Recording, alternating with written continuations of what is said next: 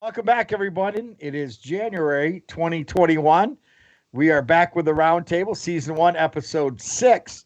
Last time we were with you, it was 2020, and we were ready for the Christmas holiday break, and we are back from that break. Of course, with me today is my co-host, Ryan Souders. Ryan, how you doing? Jim, doing great. Thanks. Good to be back.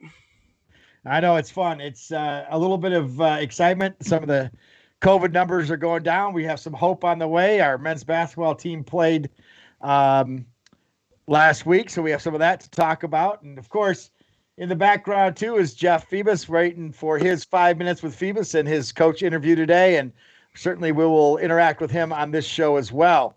As we do every show, we thank Meyer for being the main sponsor for the podcast. They've been a proud sponsor of Calvin Athletics since 2012. Their contributions have helped make many things possible in our athletic department.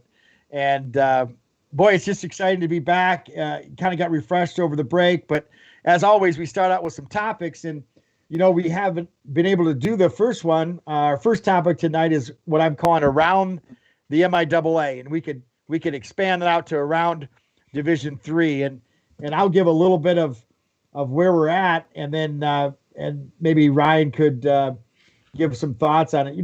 Indoor track, swimming, and basketball, all winter championships at the present time, both at the NCAA level and, of course, in the MIAA level. There's going to be championships competed for at the present time as we speak tonight. Indoor track will have their first competitions in the MIAA in February, and then early basketball. Our non-conference part of the season ends up this week, and then conference kind of starts January 23. We'll talk a little bit how the MIAA did that. And, of course, swimming will have their regular season and then into their swim championships. One thing before we get talking about that for those who are listening, one of the things that they'll notice is we're not going to play everyone twice in basketball, and we're not going to play a traditional indoor track schedule. But for basketball, and then for later for other sports, we're going to play a single round robin. That means we will compete against every MIAA once, but we will play them in and I'm going to air quote non-conference game. So we'll be playing a school like Hope, but it will be a non-conference game. And then the final 7 games in most of our seasons will be what we consider conference championship contests. Ryan, thought on that? The idea that we're going to play a single round. I know that's you like that in soccer because we do that, but what different pressures does that put on athletes? Yeah, it's a good question. I mean, I think you got two different issues here. One, if you're just talking general, I don't know that basketball anyway is maybe designed to be that way in terms of a single round robin. I don't know about just a conference meet for, swimming and diving or indoor track and field. So again, in an ideal scenario, a vacuum, I don't know that's ideal. But to be honest, we're going on almost a year of no real official MIAA competitions. I can't tell you. We gathered on the TV the other night to watch men's basketball, and we'll talk about that later. But I mean, it was like, we were starving for some Calvin athletics. And so while not ideal, I'm kind of on if some is good, more is better. I think a lot of people, a lot of administrators, a lot of staff, a lot of support staff have done a tremendous amount of work to get any competitions in. And so, not ideal, but I think relative to maybe, what our spring and fall athletes have gone through to this point, I'm all for it. You say jump, and I think as competitors, our athletes are kind of saying how high or what do we have to do to make that happen? And it's just good to be competing again. So Yeah. what are you, I guess I'm curious as an administrator, I'm not asking you to sell the farm here with the league, but what are some of the nuances that you guys are trying to figure out? How are you coming to those? What's kind of from 30,000 feet, the view that you all are seeing with the MIAA in winter competitions? Well, I think the hard thing is I think we're all in the same boat. We're ready to give it a try. We have been talking about this really since June about how we're going to pull this off. And now, you're trying not to get scared or happy feet, if I'm talking about a football analogy for a quarterback. We have these things that come up on our AD group text. What about this? And today was really interesting. A number of the ADs were saying, look, we got to put our head down and try it before we make adjustments to it. And I think that's what you're seeing a lot of. And as the coaches, I've used the metaphor, the analogy about it feels like you're building the plane while you're going down the runway. And I'm for that right now. I think we got to give it a try. We've seen other leagues try to do it. We've kind of emulated some of those. In fact, you'll see our basketball setup. We'll try to emulate what you've seen on TV a lot when you see our live stream. I think that's where we're at. And I think, it's easy to talk about practice and practice situations, but now when you're talking about, you got to bring in the officials and that kind of stuff. When I think of single round robin, I think one of the things that made it palatable to me is that almost all the teams are going to get in the tournament, right? Because you could be paused for a couple weeks, right? You could have a 3-1 Calvin team seated, or 1-3 Calvin team seated, fourth, just based on their schedule and who was available, and they could run the conference tournament table. So it's going to be really interesting. I think there's got to be some nuance there. To your first point, I think, again, I give institutions credit. I think they've been cautious. I think we've looked at other models, and now it's kind of, hey, certainly still with caution, but like, hey, it's either go time or we should shut it down. And so I think that the institutions have done a really good job being cautious. Now let's go do it. And as far as single round robin and other stuff, there's precedent for this, right? I mean, Ohio State only gets 5 or 6 games in college football. Should they make the Final Four? Should they not? We're not looking to get, but I think, no one's probably going to be happy, and yet everyone's probably going to be happy because it gives our athletes a chance to compete. And I'm with you. Enough analysis, no more paralysis. Let's go play some games. Yeah. And my final thought around the MIAA, and I want to throw a shout out to the coaches and the administrators and the commissioner. As many families, institutions, churches, the pandemic has stretched those relationships, and it's been trying at times. But at other times, you really are glad the people you're working with have the same goal in mind. So I would be remiss if I didn't throw a shout out to all the people, the athletic trainers, the SIDs that are all trying to make this happen. And yep, we are going to butt heads as a family does once in a while, but we're going to give it a try, and we'll see this week as basketball ramps up.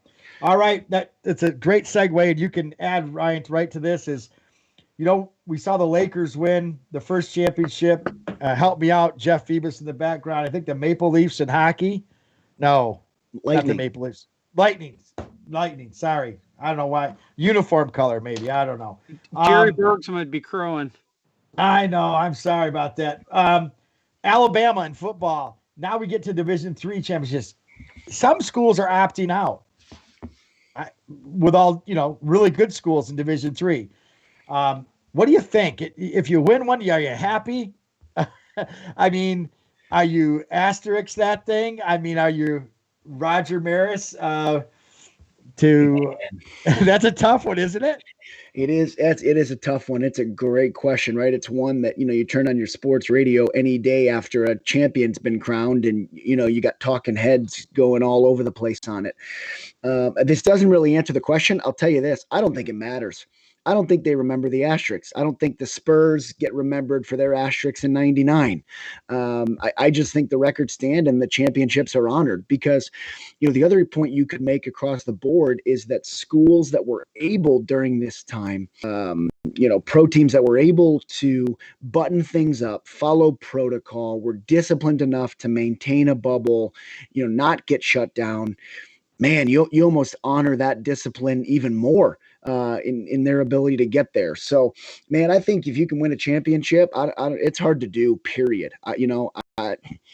Look at I'll say some mid majors who were spouting off a little bit, and then come bowl season, maybe it didn't go as well for them as they would have anticipated. So, I'm probably a no asterisk guy because I think of all the work that's going into it, and you applaud the groups that can carry it out. Not unlike our first segment, but ultimately, I don't know that it's going to get remembered anyway. Much like I think the Hall of Fame with steroids in baseball. But what are your thoughts? Are you an asterisk guy or no? No, I'm not. And here's why. And you and we were talking before the show. I've been watching the Tottenham Hotspurs and the All In thing on Amazon Prime. And one of the things that reminded me when I'm watching that, winning is hard. It's something that I say to all our coaches when I text them after a game, even after a good game or a game they didn't play as well, but they still won. And you're kind of feeling like, oh, we didn't do well. I'm like, I don't care.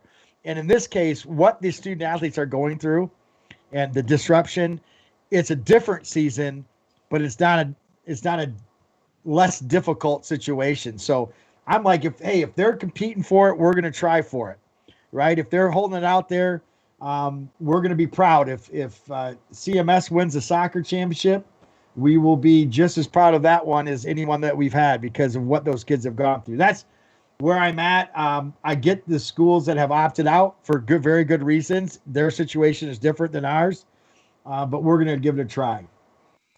All right, final segment. What are we doing? Which is one of our favorite things to say to each other, particularly when we're golf partners and we both hit it out of bounds. We say to each other, "What are we doing?" But in this case, we apply that to some things, and so I'm gonna give you some free reign here, Ryan. It's been a couple months. I don't care if it's at the Souders house with 2 children and a beautiful wife, or if it's a CMS, if it is athletics at Calvin or General. What has caught your eye, and what are we doing? So it's interesting, and you've caught me at either the best time or the worst time. But I don't know if you've watched this at all. Jim, Jeff as well. But so we just in our house, my wife and I, we just last night finished the 2-part documentary on Tiger Woods, the HBO documentary. And I don't know, those of you that have watched it, it is fascinating. It's amazing, despite some incredible, you'd think accurate interviews. The Tiger camp still says the whole thing's false, but that's for another day. But you look at Tiger as a young kid, and it's like we got a young daughter at home, and just the degree to which he was kind of primed for his career and what he was just amazing. Also terrifying. We got. Grandparents got our oldest like a legit golf set for Christmas. Let's go. We're excited about that. But I'd say, what are we doing is maybe like as parents, like, what are we doing? I can't decide if we should ramp up the athletic progress or if we should just tone down and love our kid and not worry about it. So what are we doing for the Souders household is, right now, just trying to figure out what's next. I will say this on the CMS, we've had a decent break here, so not too many what are we doings, but our guys are coming back to campus, and I can assure you there's going to be a few of those to come here in the next several days, weeks, and months. How about yourself? What's catching Timmer's eye? I got one today, and that's why I put it on there. And then we'll move on to our next segment. But I was in, as I am right now, many discussions with Kent County Health Department and contact tracers and all things, trying to keep our team safe. And you get in these really crazy conversations. So we were talking about travel and what's contact tracing and someone said to me, you cannot have your team eat before or after the game on the bus. And I'm like, well, if they can't eat on the bus and they can't eat in the arena and they can't eat in restaurants, what are we doing? I mean, what are we doing? And it wasn't that they couldn't eat. It was just they had to be more careful. And we'll talk more about what they have to do that as coaches. But the first reaction is, well, they can't eat. They can have some water. And I'm like, the kids might rebel. That's the best part of road trips is the food. So I just got myself, all right, we're canceling now. I mean, we can't eat. It's funny because, we have Thad and Emmett on the show tonight. And honestly, my first image is of them hanging out the window of the bus, eating a piece of pizza or something like that. I don't know. That's like, you talk about putting the plane together as we're taking off. Hey, I've traveled with CMS. If they don't get their post-game meal, things are going to get real ugly. Real ugly, real quick. Real quick. All right. Well, Ryan, it was great to catch up out in the new year. And we are going to move on to our next segment. We'll get back to this. And our next segment is brought to you by In On Time. Matching your requirements and your needs to our fleet and our warehouse gives you the flexibility you are looking for in your logistics provider. Unmatched service reliability makes In On Time your complete logistics solution. And just a side note, they re-upped with Calvin Athletics, so we are giving a special shout out for In On Time. You'll see their guys like that. Love that. We're hanging on to our guests. Hang on there. Emmett and Thad will be with you real quickly. This is one of my favorite parts of the podcast. It's 5 minutes with Febus. We give him a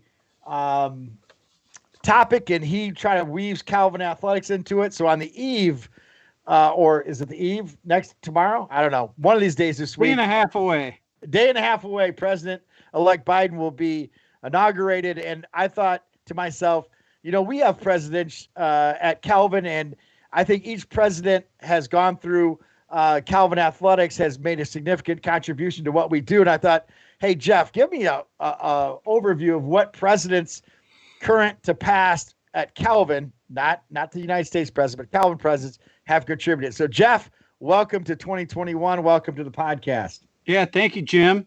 There's been 12 total presidents in the history of I guess what we call ourselves now, Calvin University. It's gone by different names, Calvin College and Seminary, John Calvin Junior College at one point, and then just Calvin College for a number of years, and now Calvin University. Decided not to go into every president, and especially some of those presidents didn't have athletics going. In fact, president that I wanted to highlight was the one that saw varsity athletics happen for the first time. That'd be the 1920-21 academic year, and that's the Reverend President John Heminga. And of course, we all know Heminga Hall. If you know any of the spots around campus, that's where many of our humanities departments are located. He was president from 1919 to 1925, the fourth overall and first president of the school. And he oversaw Calvin's first official varsity athletics year, as I mentioned, that was passed by Calvin's Board of Trustees, then known as the Curatorium. So, when we talk about our Board of Trustees meeting in the spring, we'd be talking about the Curatorium's going to meet here in the spring. In fact, we've got kind of like a retired history department faculty group that calls themselves the Continuing Curatorium, but that's a whole nother topic, and it's kind of a fun little side topic. But I'd say one of his first things on top of adding athletics was the fact that he raised funds primarily from a pretty wealthy CRC constituent in Cincinnati for Calvin's first dormitory that included on the Franklin campus. I know, Jim, your father talked about that facility. I actually talked to my father this evening. He lived in that dorm. I asked him what it was like, and he described it as there was actually, now he was there in 1963, said there was a gymnasium both in the basement and on the fourth, actually I think it was the third floor. There was a basement, then a first floor, a second floor, and then a third floor. But just students as a whole, if they wanted to get any exercise in the winter, they had to walk 3 miles to the downtown Grand Rapids Central YMCA. So to have something on campus that had a gymnasium, that had offices for physical education instructors and an athletic director that came on board in the mid-1920s, that was huge. John Heminga, the Reverend John Heminga, that established that first dormitory and gymnasium that stood, really until about 15 years ago when they tore that facility down. It hadn't been used in a number of years, but I drove by it many a time. In fact, I drove by the site on the way home tonight just to kind of get a picture in my mind.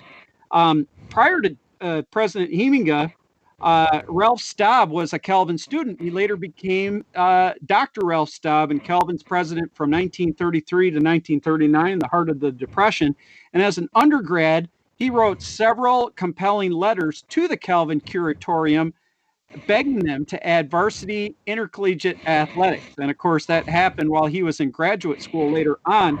But while he was the president of Calvin, even though it was in the height of the Depression, several of Calvin's athletics teams had a lot of success. That's when Albert Meiskens was the men's basketball coach, as well as coach of many other teams. A lot of legendary athletes went through there.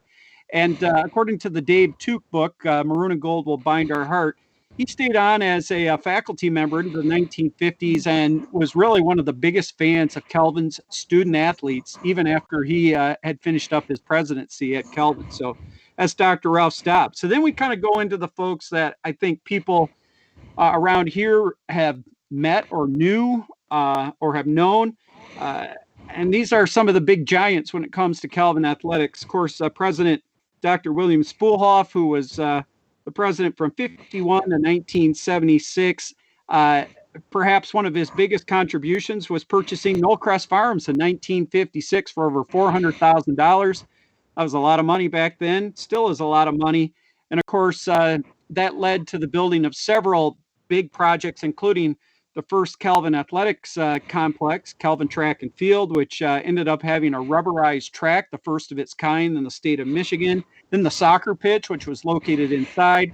Later on, a baseball field. And then, of course, 1965, they opened the Calvin Fieldhouse, which was a state-of-the-art facility and really ended up being a fabulous place for intercollegiate athletics for well over 50 years on the Calvin campus. So that was huge for him.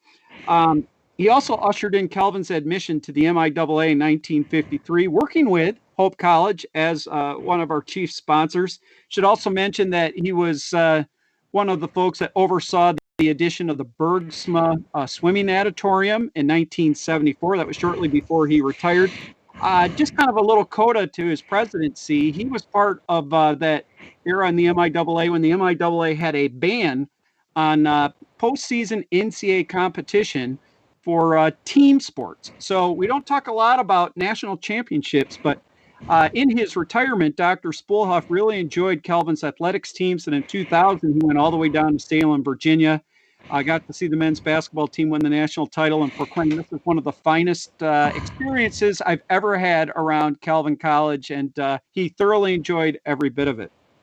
So then we move on to his successor, Dr. Anthony Diekemann, President Anthony Diekemann. He was one of those former Calvin student athletes that went on to become a president. Of course, he played basketball, ran a little cross country, but he was part of that group that joined the MIAA in the 1950s. And he also was a parent of Calvin student athletes. He had sons, tremendous cross country and track and field athletes. And then, of course, Jim, you were a teammate of his son, Paul, who was a member of the Calvin men's basketball team. He served on the NCAA Division III President's Council for a number of years. He helped usher in women's athletics into the MIAA and officially into the NCAA. Previously, they had been part of the AIAW and the women's MIAA. So that happened in the late 70s and early 1980s. That was huge. We hosted several national championship competitions during that time. One for volleyball. 7 years we hosted the men's basketball Division III Final Four. And of course, shortly before he retired in 1992, we won the school's first ever national team championship, and that happened in down at Wittenberg University in Springfield, Ohio. I remember he got thrown into the pool at the Holiday Inn down there and enjoyed every minute of it. Then we move on to President Galen Biker, who was there from 1995 to 2012, also a former Calvin student athlete. He was a wrestler on Calvin wrestling teams in the early 70s when we still sponsored the sport. He oversaw 8 national championships, 1 in volleyball, 1 in men's basketball, 2 in women's cross country, 4 in men's cross country. He oversaw the massive construction on Calvin's campus of, well, many pieces of construction, but certainly the Spoolhoff Fieldhouse complex, which of course added 10% to the complete square footage of Calvin's buildings. And we have the Venema Aquatic Center, the Venord Arena, we have the Hogaboom Gymnasium, We have the Souders indoor track inside the Heminga Tennis and Track Center. Should also mention that he was part of the Gainey Athletic Complex. That's kind of a cooperation with Grand Rapids Christian High School. We built our cross-country course out there. We've got our softball field out there with a beautiful press box. We went on to host our first regional meet in several years in cross-country out at that complex in 2007. And he also, right at the very end, added men's and women's lacrosse as varsity sports to the intercollegiate offerings. And then our current president, Dr. Michael Leroy, has been on board since the fall of 2012. He's overseen national championships in volleyball, 2013 and 16. Some tremendous runs in men's soccer, going to the national title game several years. He's also seen the Fieldhouse complex really gel and ignite into use, hosting conference championships, for instance, in swimming and track and indoor track and field. And speaking of indoor track and field, that's a sport in both genders that we've added during his tenure as a varsity sport. And then inside Vennord Arena, we've seen 3 national finals in women's basketball twice, women's volleyball twice. We've hosted several rounds of NCAA regional tournament competition, 2 rounds of the MHSAA girls high school basketball state finals. Jim, I know you wanted to mention that MHSAA boys basketball state quarterfinal game with South Christian and Unity Christian a couple of years ago, where we sold the place out. That was tremendous. And last but not least, I'd like to just mention that he's pushed to keep athletics moving this past fall and, of course, in the present right now, in the midst of a pandemic. He's been a real champion of all of that. So a lot of salutes go out to the Calvin presidents with the way that they have supported Calvin athletics down through the years. Well, Jeff, tremendous job researching all that. And I think I see Dan's on with us, and Ryan will tell you, schools are dependent, like our size, on the president's support for athletics. And we've had some tremendous presidents who have supported us and pushed us to be the best we can be, and also to integrate the mission into what we do. And so, again, Jeff, fabulous time on the 5 minutes with Febus. Any reaction there, Coach Souders? You're getting a lot of history lessons on Calvin. Yeah, it's great. And, 2 quick thoughts. One, Phoebes, I like the New Year edition with the glasses. I'm getting old. It's like a Tony Kornheiser, like going to the glasses early tonight. It's kind of the PTI. But on a more serious note, it's interesting, and you hope to never want to say this to your athletes or to recruits or families or anything. You don't want to be in a position where you need kind of administration to come through. But I think this past year to have the support of Dr. Leroy and of the board to pay for testing, to encourage athletics, to want to see athletics progress. I think it's one of those, we say we believe that our administration supports us. But through this past year to have that support and watch it enacted in a tough time has been really encouraging, and so that's been something that I would say as a coach, I can, say experientially now, with players, families, and recruits that Dr. Leroy and our administration wants to see, a successful and robust athletic program. So that's something that, may not show up in a championship or kind of score sheet, box score kind of thing, but at least something as a coach that I certainly appreciate from this administration. All right. Well, thank you. We'll be on to our next segment in just a few minutes. All right, we're back with our student-athlete interview. Tonight's guests are 2 men's basketball players, Emmett Warner and Thad Shymanski. I think I said that right.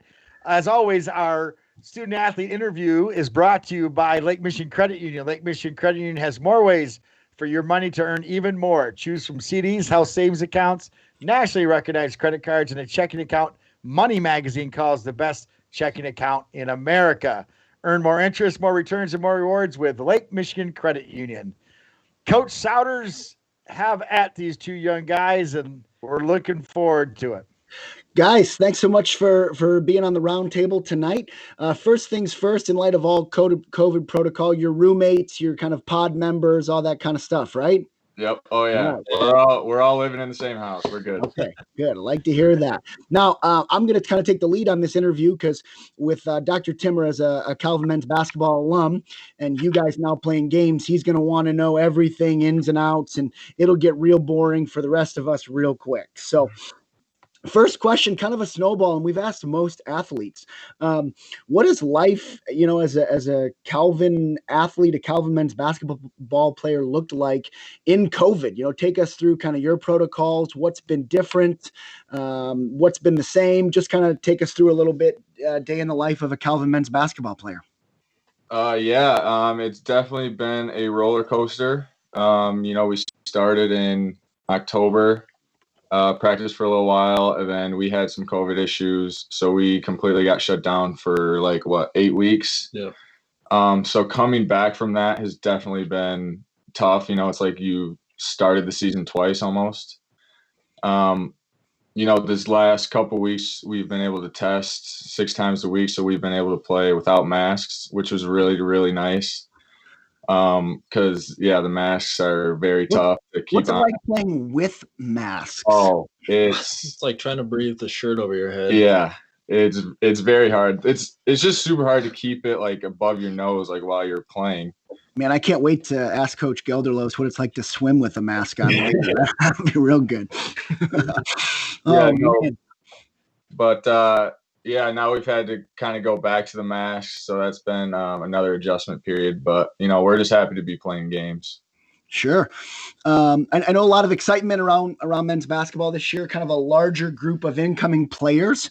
COVID notwithstanding, you lose a big scorer in Derek DeVries. Obviously, I think you lose some presence with Alex and that senior class. But take me through kind of where the program's at, with a bunch of incomers, maybe a couple transfers. Just kind of talk about kind of the state of Calvin men's basketball as an actual basketball team at this point.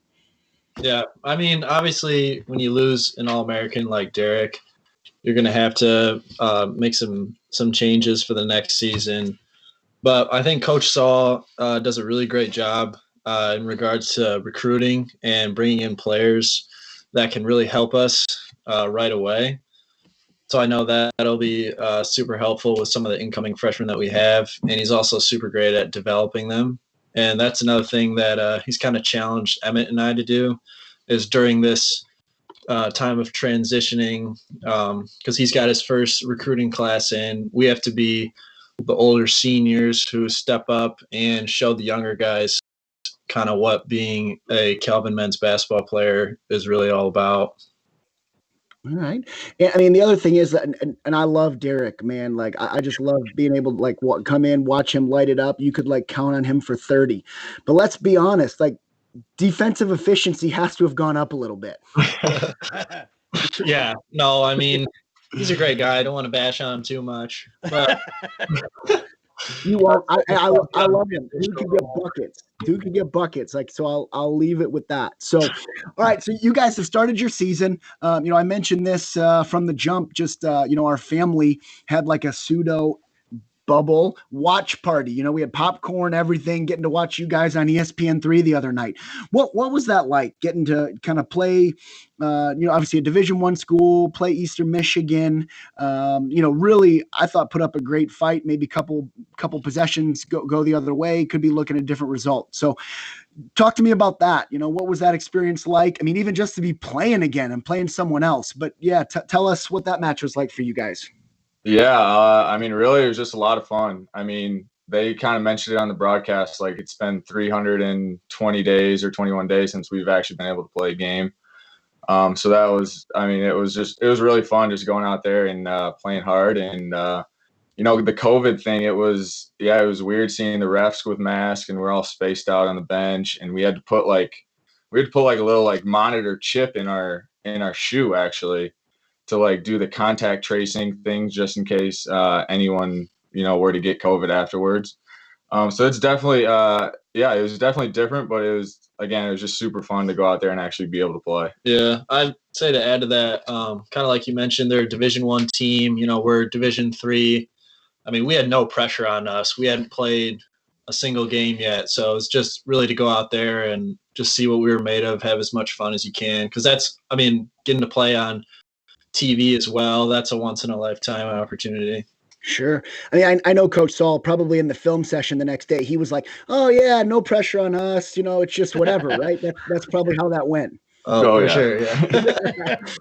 All right. So last question I'll ask you before we head it back to Dr. Timmer, and he can either do his typical 24/7 or he can break down his thoughts of the game for you. So both of you, local Grand Rapids Christian Eagles. The question I will ask you specifically. So you are each on the bench for Calvin men's basketball as an assistant coach. Is your high school basketball head coach in Coach Mark Warner's, who also happens to be one of your father. What is that like? I mean, Dad, what's it like, obviously, to play for your high school coach, and Emmett, obviously, get a chance to continue playing for your dad? Talk to us about that a little bit. Yeah. I mean, I guess it's kind of a blessing just because, I've grown up Emmett and I used to be rivals back in middle school before we got to high school. So, yes, hated middle school rivals. Bitter. We would play against each other. So, he's kind of watched me grow up inside of the high school program. And so he's kind of know what I'm capable of, what I'm able to do. And he's always just been a super positive guy and just believing in me. And I think he's a great coach, and I'm happy that he came to Calvin. Before Emmett, you go on, I'll just interject. I'm really encouraged to hear that he's positive because, when I see him on the sidelines, he must be staying positive very strongly with a mean face. But positive with the players, maybe not with the refs. Okay, got it. Okay, Emmett, what would you say? Yeah,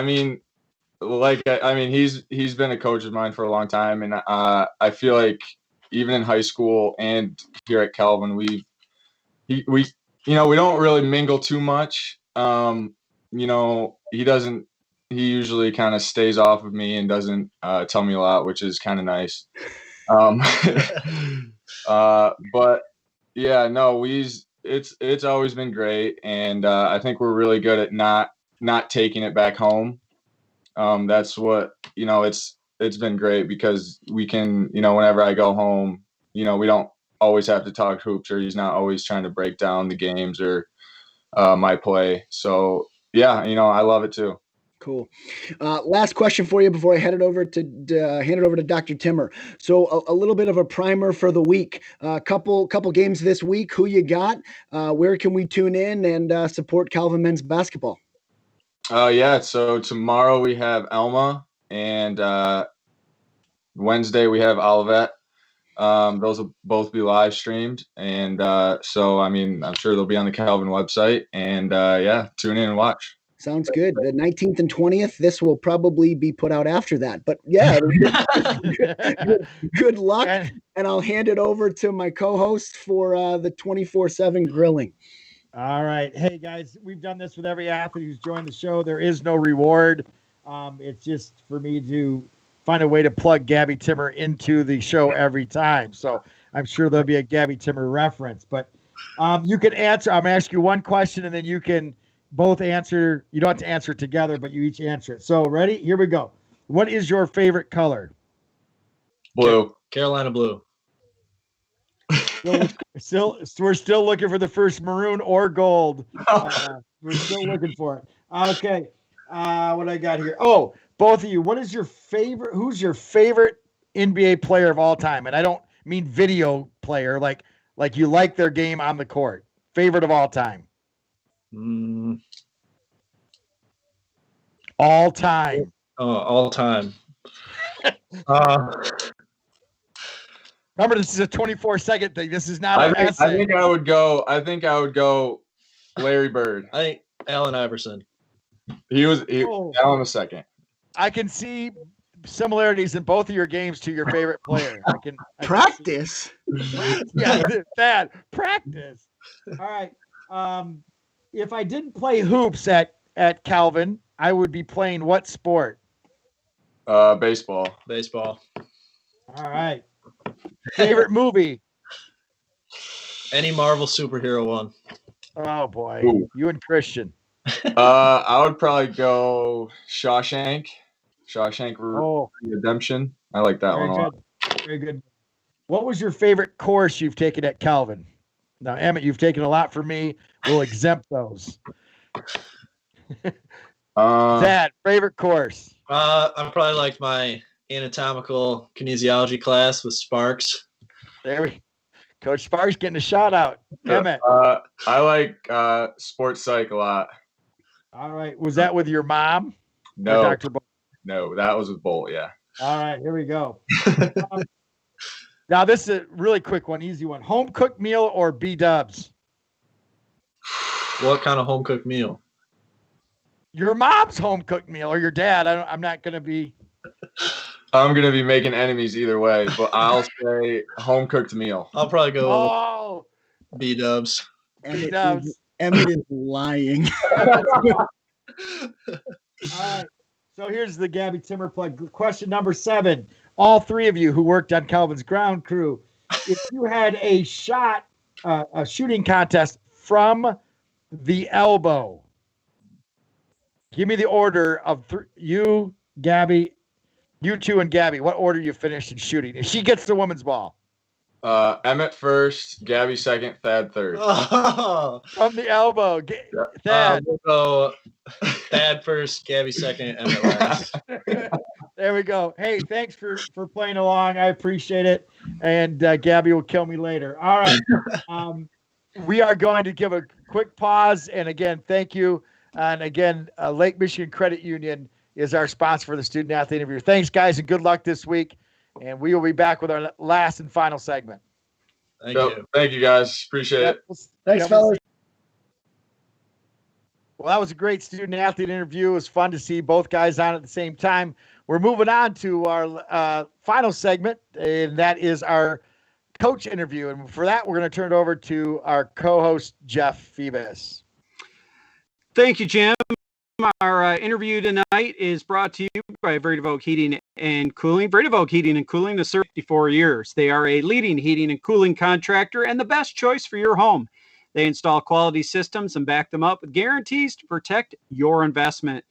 Contact Vredevoog Heating and Cooling today for a free estimate at www.vredevoog.com. That's Vredevoog Heating and Cooling.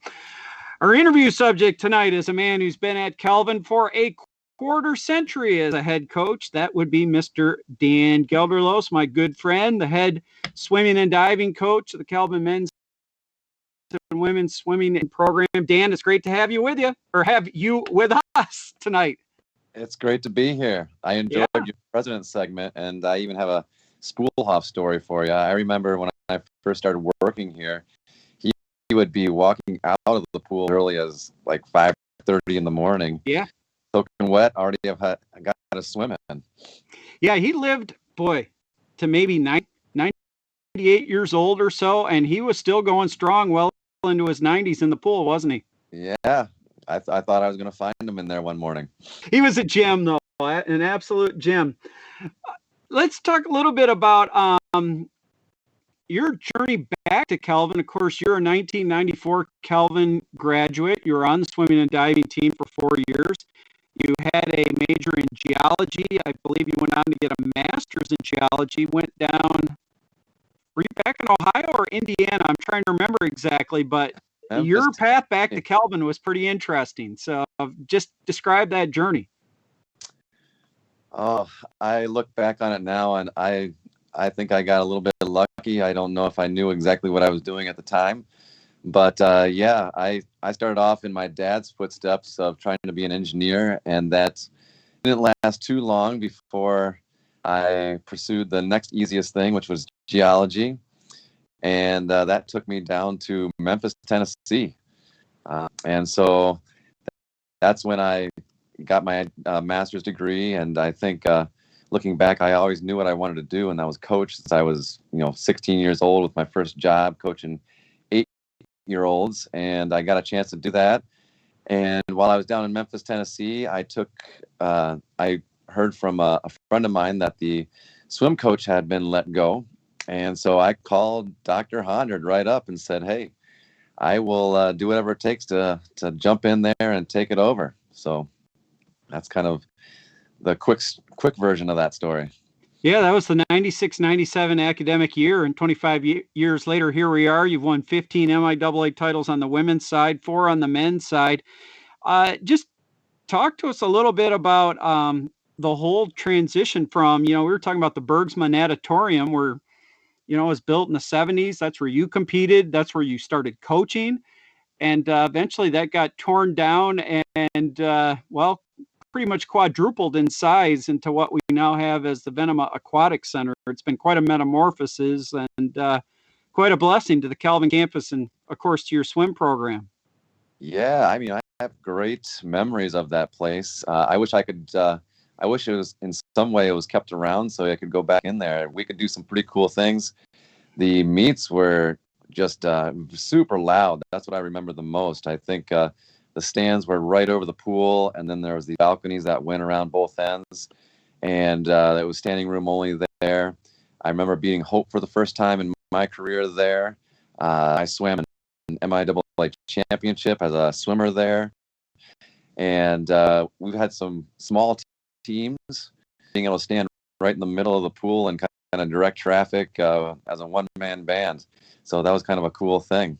And we did some awesome things. Our men were still to this day finished the highest they've ever had in NCAA's training at that pool, 9th in the country. So. Yep. Yeah, and your women had some top 10 performances, 3 in a row, in fact. I think it was 4th. In fact, I think I've got your list of your top 10 finishes here. You went 6th, 4th, and 8th. That was kind of during the Becky Wyma era, 2006 or so. What was it like to build the program there where, you started off a streak of, you won a league championship in 2002, but then ended up a streak of first place championships in the league from 2005 all the way through 2018. And then after just getting nipped in 2019 last year, winning it on the final race of the competition. What did it take to build that program up the way you did?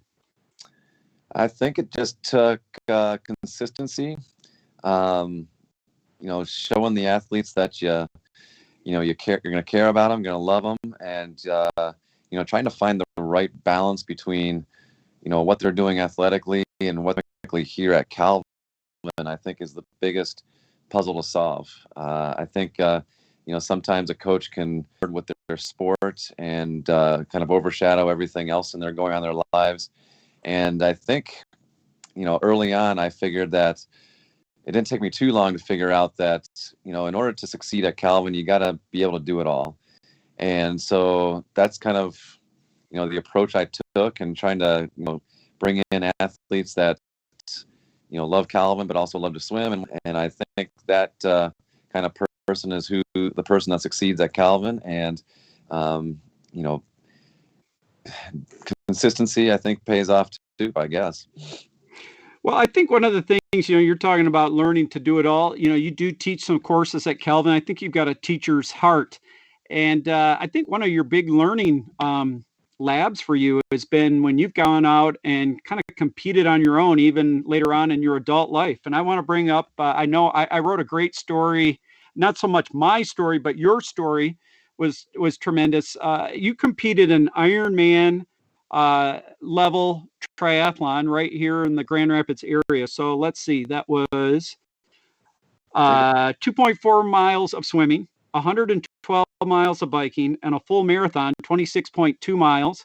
You did that just north of Grand Rapids. I was there to document. You came right across the finish line in almost 12 hours flat, and that was during one of the hottest summers that we had in quite some time. I remember watching you train in the weight room, and you're always off running or on a bike or swimming. What did you learn from that whole experience, and how did you carry that over into just lessons learned from it, both from a training, mental standpoint, to help out your own athletes as a coach? Well, I think the first and the biggest lesson I learned that I was dumb enough to do it once, but smart enough not to do it again. So that was the first thing I learned from it. But, I wanted to do it. I've done numerous triathlons in the past. That's one of the kind of things a lot of people kind of think is the ultimate challenge type of bucket list type thing. So when they brought one into Grand Rapids, I figured it was pretty convenient and I thought I'd give it a try. So one thing I want to learn from it and kind just know what it feels like and maybe compare that to, a little bit of the way a swimmer would train, or maybe even use that experience to teach some of my classes. And I think that is what I've taken from it most. And one thing, I think that's about the same time as I started looking at how we train our swimmers differently, in that, not to go into this too much, but I found that sometimes I looked at what we were doing in the swimming pool and how we were training our athletes looked way too close to Ironman training when we were training for races that were 1, 2, and 5 minutes. And so that made me think about some things.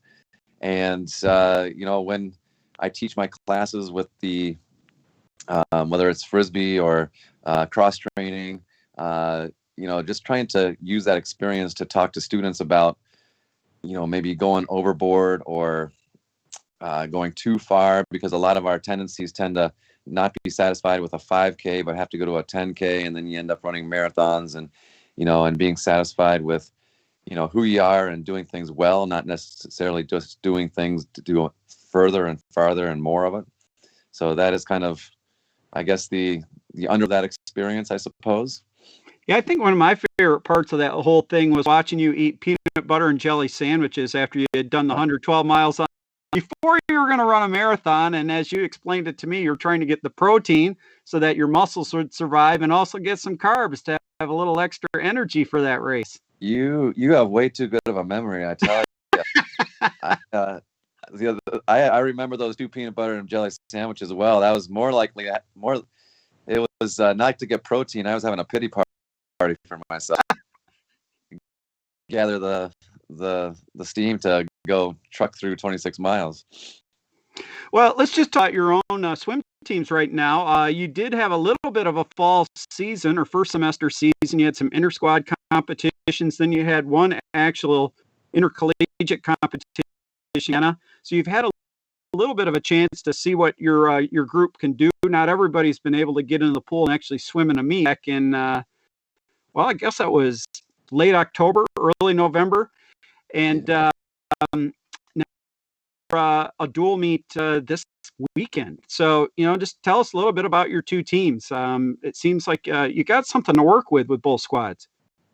Yeah, I look back on the fall, and I think it was for the number of weeks that we had and everything going on. I think it was one of our better falls, better fall training rounds that we've had in a long, long time. And I'm not just saying that to, talk up the kids or anything, but the kids came in ready to go. Even though any given week we were thinking we were going to be the last week. I think we had the only collegiate swim meet in the state of Michigan back in the fall. And we still made improvements, and we still set best times, and we still put together a body of work that our swimmers went home to Thanksgiving very proud of. I think we were of every meet that we have, because even if we go through all the way through NCAAs, which is still on the books at this point, we want to, you never know when you never know when you're going to get caught up in the contact tracing. You never know where you're going to have a positive test or a false positive test that bumps you out of or training or anything along those lines. And so in a perfect world, we want to be fast this weekend, faster the next weekend, fastest the following weekend, and end up being rocket fast. That's kind of the name of the game. And so we're going to not do the ordinary swim training. And hopefully at the end of the day and the end of the season, we'll come away and say, maybe we're on to something new and better even. Last question. You've got a chance right now to coach both of your sons, actually, but two of your three sons. Ryan's a senior, and Will, I believe, is a freshman. I see them both around campus and around the pool. What's that like, to being able to coach two of your sons? It's been awesome. I see them more now than I ever did during high school. It was come and go and where are you going now type of a thing. And so I think I even have my wife a little bit jealous, because I get to see him consistently for 2 hours a day for 6 months of the school year, at least. And so it's been really cool. They're both got different talents and different attitudes and different things that make them tick. And it's been fun watching Ryan grow into the person he's becoming, and it's going to be fun to watch Will step into his role and his the person that he wants to become as well. Absolutely. Well, we're looking forward to what comes ahead for this Calvin swimming and diving program. Should be a lot of fun. Thanks for stopping by, and we wish you all the best moving forward. Thanks, Jeff. Thanks as usual. All right. Very good. That interview brought to you once again by Radovo Heating and Cooling. Well, we certainly appreciate Dan stopping by, and Jeff, a tremendous job with that interview. I've always said to people, there's some sports out there that you just kind of, unless you get there and experience it. I always enjoy, maybe because we win a lot with Dan, those MIAA championship meets. They're pretty fun. I mean, and we've had some just really tight contests in the last couple of years with Albion and Hope on the women's side, and the excitement builds, and it kind of builds almost kind of that, you almost have that Olympic feel, but in a team sport. So tremendous job, consistent winner, just does everything we want him to do as a Calvin coach. So we really appreciate him stopping by tonight. I know he's really busy. Gentlemen, final thoughts. We are about to launch into a season. I'm getting texts like crazy of Olivet's playing tonight against Spring Arbor, and I'm getting my scouting report in from all the different places. A little feel that it's a little normal, and this week I know Jeff and Christian will be working hard as they write the stories and get the pictures out and get the parents complaining that the stats aren't right, mainly for me. But that's my final thought. Really excited that we're starting. It feels like it's time to go. Ryan. Yeah, so a couple final thoughts. It's great to hear from Dan. I will tell you, so I've been at Calvin, I think 9 years now. The men's touch out over Albion a couple years ago is like one of my top 5 Calvin exciting athletic moments. Was just awesome. 2 other final thoughts. One, just for some perspective, we've got athletes coming back and we are testing them often right now. And just really cool to see the support of the Calvin community. Athletes even have some of their own kind of testing spaces. And our testing has basically to this point been run by the athletic department. So our staff going above and beyond their normal jobs to really run that. And then you've got other Calvin coaches helping out and doing testing, just for me, that's really cool to see. It's just to see coaches and staff members that are testing other athletes so that they can compete is, I don't know. I think that's awesome. And then finally, new year. And I'm ready to get going. I think that's kind of let's go. We've been planning, and good to see men's basketball out the gate. Excited to hopefully see some indoor track and field, some swimming and diving, and man, go Knights. That's kind of where I'm at as we head into 2021 at this point. Jeff. Yeah, I'd echo everything that Ryan said, and I just want to take just the opportunity to kind of send it right back to you, Jim. Publicly, thank you. Our fine athletic director, right before Christmas, went to everyone's house in the athletic department, all the coaches, administrators, dropped off some awesome chocolate chip muffins, kind of a vegetable, cheese, broccoli, bean soup that was outstanding. And I know you enjoyed doing that, Jim. It was much appreciated. So I just want to publicly thank you and give you a public shout out for doing that. Thanks, you and your Jim. wife, Kathy. How long did it take you to cook those, Jim? I didn't. I helped. I was the sous chef. No, you know what? It's great. It is great. This has brought us to different places than we normally aren't. And so if you're looking on the bright side of some of the things that we've been going through, and I shout out to my wife for her willingness to do some, because hey, I got an idea. And she said, well, who's doing that? And I said, well, so no, great to see where everybody lives and know that, hey, they have a life outside. We get so focused on our jobs and really it's about people. And so again, was a tremendous thanks, Jeff, for that. little shout out there. Hey, guys, it was a great show. I enjoyed it as always. And Christian back in the studio. Appreciate your technology help. And for all our guests, that wraps up episode 6 of season 1 of the Roundtable. We'll see you in a couple weeks. See you next time.